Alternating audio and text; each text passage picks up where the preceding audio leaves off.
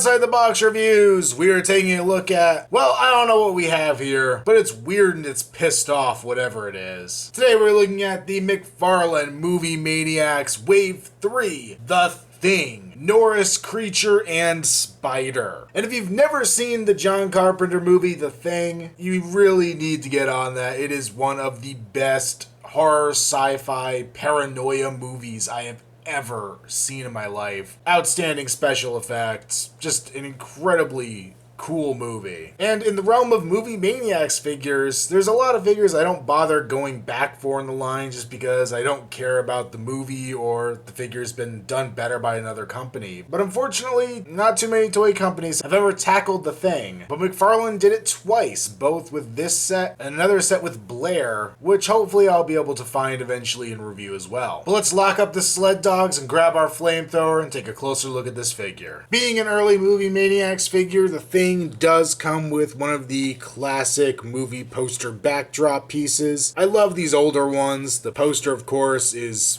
just the classic poster from the film, and the entire base is very cool looking, very beefed up, and I like this version of the display base. McFarlane would later go on to have a more anemic version of this, which I hated, but these are pretty cool. I don't display them anymore because I have too many figures to waste shelf real estate on something like this, but I have seen some people do some pretty clean and cool looking displays with them. And we're going to start with the Spider just because I'm not sure whether to count this as an accessory or as an extra figure, but it is very, very cool. And you can flip it upside down there, you can see Norris's face. Not exactly a great likeness to either the actor or the crab creature in the movie, but it's definitely a really grotesque human likeness going on. And you can see the eyes and the mouth all distorted in pain. But of course, we put it, well, right side up for this creature. We have the tentacle eye stalks coming out in two different places, and these very cool legs. McFarlane refers to this as a spider, but I always kind of saw it being more as a crab, especially with these kind of weird textures going on with the leg. I always felt it was very crab-like. But there was some decent sculpting detail going on here, some really good paint detailing, nice washes and dry brushing. I just realized now the copyright info is burned into the back of the head, but of course you're probably going to be looking at it from this angle anyway, and it's not too bad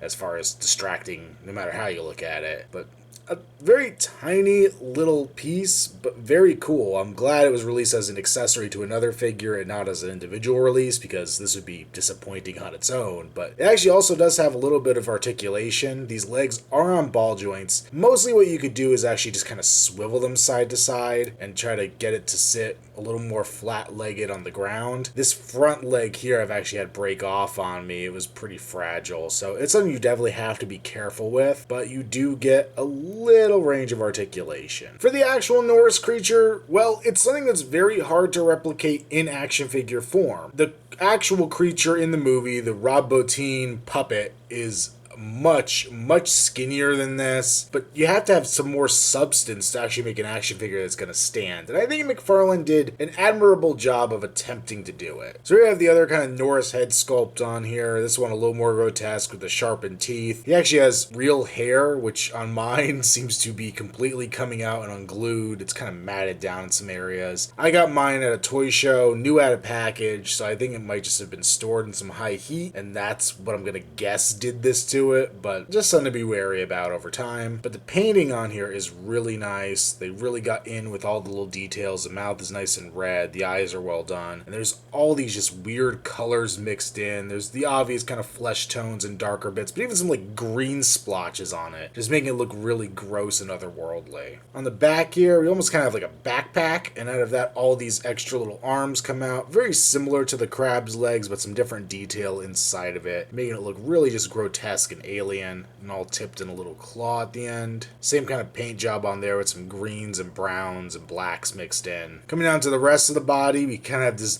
big chunk of organs and things coming out, which is very nicely done, very colorful, and it has a muted tone to it, but it's definitely a lot of different colors in here, the blues and purples and all that good stuff. Some little arms coming out to the side here with rubbery pieces that kind of go over top of them. Now, the arms in the movie I remember being a little more tiny and just kind of worthless in this. These actually look like about the same size as most McFarlane figures' arms are anyway. So, a little oversized, but once again, would have been pretty brittle if you made it too much smaller. figure. And then the part that made me laugh the most, I didn't even realize until I had the figure for like a day, is that the base that it sits on is actually Norris's chest. So if you remember the movie, it chomps down on the dude's arms and opens back up and this erupts out of it. So it's not, again, completely movie accurate. I almost wish there was a little more to the chest. I almost wish we had the full figure down here or something like that. Or that was an option, like an extra accessory or something you could buy. But it is decently done. Not the best part, but kind of a laughing little touch on there. And of course the head is severed because we have that as well. And on the Norris Creature, it's actually pretty decent for what it is. Every one of these legs is on a hinge and swivel, so you can rotate them all around. I have mine all facing upwards because in the movie that's what it did. It reached for the ceiling beams, but you can flip them completely around and have them facing down. However you feel like having your weird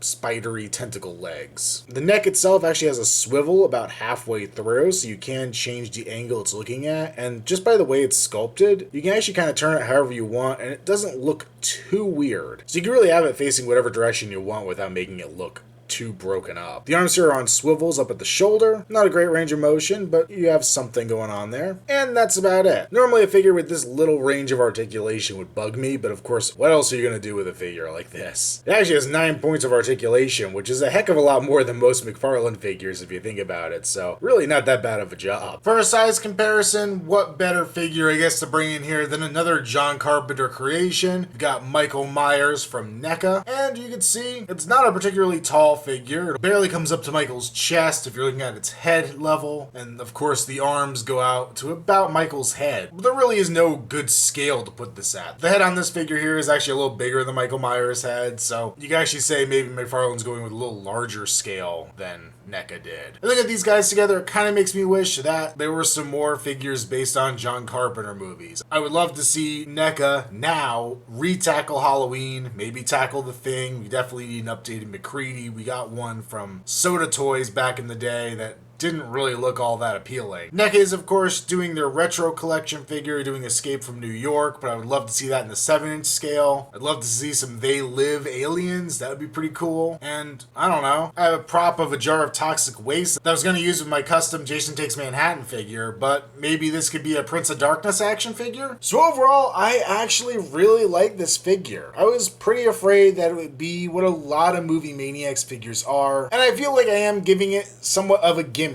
I am a massive fan of the effects work done by Rob Bottin in The Thing. It is spectacular. And I think with the head crab, McFarlane pulled it off pretty darn well. With the actual Norris Creature, it's not quite executed to the level that the puppet was, but that would have been impossible in this scale without basically building him into a diorama. So I'm gonna give it that big gimme that in order to make it a statue that could stand on its own, McFarlane actually did a pretty decent job with it. Overall, the sculpting is pretty good. The paint job is nice as well. One of the things on this figure I would probably ding it for would be that plastic used is a little fake and shiny looking, but so is the puppet in the movie, so it actually kind of fits together. Not a home run, but McFarlane did do a pretty nice job, and he gets a pretty solid recommend. Now I just gotta go track down their Blair creature. And while I do that, make sure to follow me on Instagram, username Outside the Box Reviews. Also check me out on Facebook, link below. And until next time, why don't we just wait here a little while and see what happens.